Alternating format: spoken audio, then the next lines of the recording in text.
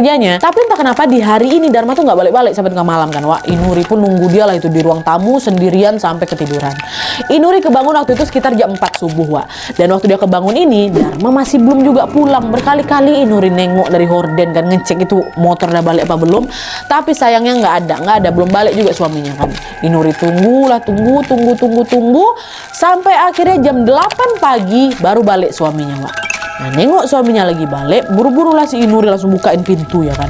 Nah, waktu pintu itu dibuka, Wak, Inuri tengok suaminya ini basah kuyup macam habis kehujanan. Padahal ya, Wak, ya hari itu dan 2 minggu terakhir ini desa tuh nggak pernah turun hujan. Ngapa habis berenang apa dia? Ditanya lah sama Inuri, kamu kenapa Mas? Kenapa basah kuyup kayak gini? Udahlah nggak apa-apa, toh sekarang juga aku udah ada di rumah kata gitu. Iya aku tahu, tapi kenapa kamu kayak gini dan kamu kemana aja semalaman? Tidur di mana? Kamu kok kamu nggak ngabarin aku? Balik-balik basah kuyup kayak gini juga kamu. Kenapa? Ada apa gitu? Panik lah istrinya kan.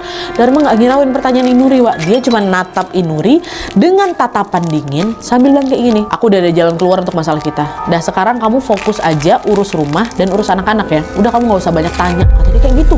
Nah sejak kejadian itu, Wak, setiap malam Dharma tuh nggak pernah ada di rumah. Dia selalu pergi entah kemana dan pasti baru pulang di atas jam 3 pagi. Selalu kayak gitu.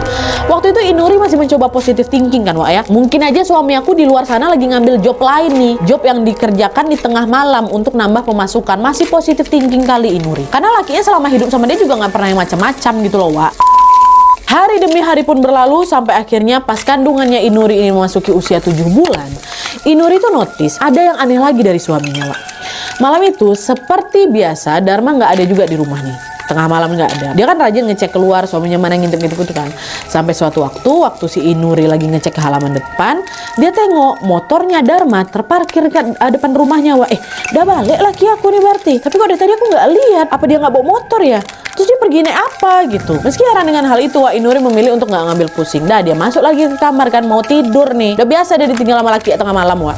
Nah, di dalam tidurnya ini Inuri mimpi. Jadi dia mimpi dia lagi tidur gitu ya. Mimpinya lagi tidur dan settingan kamarnya sama persis kayak di kamarnya di dunia nyata, Wak. Nah, di mimpinya itu, Wak, Inuri ini sempat kebangun bentar untuk balik badan ngadap ke kiri, meluk guling di sebelahnya kan. Lalu pas Inuri mau lanjut tidur lagi pas setelah balik badan ini, perasaannya mendadak gelisah gitu loh. Karena dia ngerasa ada hembusan nafas, Wak, yang kena ke wajahnya. Hembusan nafas itu muncul berkali-kali. Akhirnya Inuri beranikanlah buka mata ya kan.